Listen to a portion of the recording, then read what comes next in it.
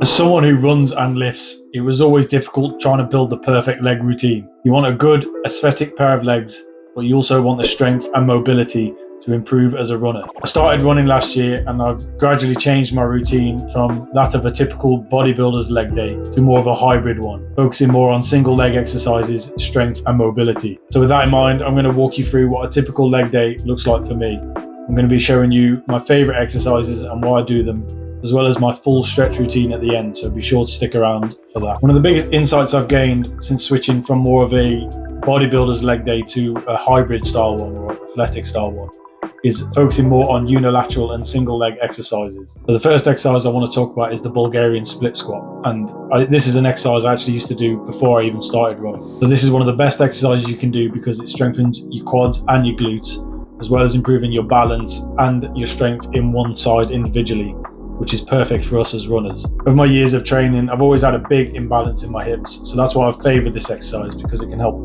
fix any imbalances. And now that I'm running, it's even more of a priority. This is actually a really challenging exercise, which is probably why you don't see many people do it, but try to prioritise your form, and once you've got your technique down, then really start to progressively overload it and you'll see impressive gains. This exercise can be done with a barbell, kettlebells or dumbbell. Me personally, I always prefer dumbbell. You can do it with one leg on the ground, but it's better to do it with it on the bench, as this gives you a better depth and range of motion. You need to remember that the different angles or variation that you do will target different muscle groups better. So if you keep your back more vertical, it's going to be more quad focused, whereas if you lean forward, it's going to be more focused on your glutes. So figure out where your weak points are and what area you particularly want to work. And once you've got that down, start to progressively overload. So the next exercise I want to talk about is walking lunges, and this is of course done unilaterally as well. This is great because it's going to target our glutes, our quads and our hamstrings, as well as again improve our balance and stability, which is great for us with our running.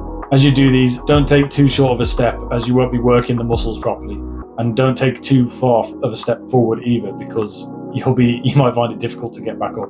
Just take a normal step and be sure to keep your foot flat on the ground, pushing off with the center of your foot. Again, just focus on your form and technique, and once you've got that down, begin to progressively overload. So for hamstrings, we're going to be doing the single leg RDL, and this is something I've just started incorporating into my leg day. Again, it's not only great for strengthening the hamstrings, but it's also going to prevent injury as well as boost our balance, athleticism and mobility. I am still working on my technique, but I'll show you the way I do it. Hold the weight in the opposite hand to the side you want to work.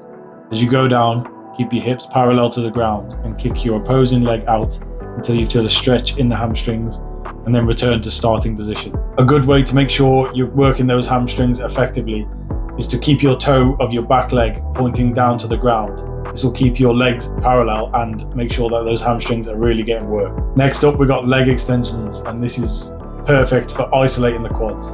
It's going to strengthen our quads and prevent runner's knee, which is something that a lot of people suffer with when they start running. I actually stopped doing leg extensions earlier in the year as I started training for my ultra marathon, and I ended up getting runner's knee in both knees. Since I started incorporating them back again, I haven't had any issues whatsoever. So to do this, sit down and make sure there's no gap between the backs of your knees and your back. So you want to make sure that the pad is just above your ankles, and then pause for 1 second at the top of each rep. This is going to give us the best contraction we can get in the quads. We want to do this exercise unilaterally as well, because running is a single leg sport and we want to strengthen each leg individually and then progressively overload it over time. Finally, to finish for the exercises, we have the seated calf raise. This is one of the most beneficial exercises we can do because it's not only strengthening our calves, but also our soleus, which is really important for improving performance and preventing injury. The soleus is that big tendon that goes down the back of your calf, and as this gets stronger, it's going to really improve our running economy, which will lead to better performance over time. It's also going to build ankle stability and improve our range of motion, which will also improve our running economy. So those are all the strengthening exercises I do for my leg day. But to finish, I really want to show you my stretch routine so you can incorporate this in as well, as it's really important, especially as a runner. So I obviously stretch all the main muscle groups like the quads, the calves, the glutes and the hamstrings, as well as the lower back, and I do some upper body stretches as well. And even if you're not a runner, these should be bare minimum. I've always had this stretch routine even since before I was running. I've only added in more stretches that are more running appropriate since then. So with this stretch routine, I use the foam roller on my calves and soleus, and then done a basic quad stretch, lower back stretch, hamstring stretch and glute stretch. These are bare minimum. You should always do these. You really want to make sure you're getting a nice, good deep stretch on these. And I'd recommend doing this kind of stretch routine 3 times a week after your gym or running session for 1 minute on each muscle group. And now I'm going to talk quickly about some of the things that I do since I've started running to fix some of the problems that I've had over the past year or so. So I've noticed when I'm running that my ankles tend to point outwards and that they're kind of locked and it's hard to keep them straight when I'm running. So what I've recently started doing is I've started drawing the alphabet with my ankles on each side. And I've already started to notice a little bit of improvement in my mobility in my ankles. So with my hip flexor stretch, I'm down on one knee, I'm tensing my glute on one side that I want to stretch, and then I'm leaning forward with my knee and then leaning back with my upper body to kind of get a really deep stretch in that hip flexor.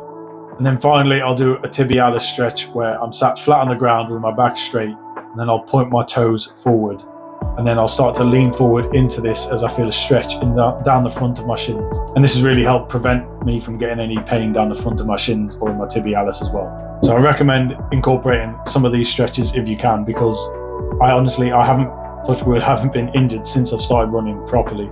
I've only had like mild aches and pains. I've never had anything serious yet. And I think a big part of that is down to my stretching, which is why I wanted to share it with you guys. But that's everything for this video. If you found it helpful, please like and subscribe. Thank you.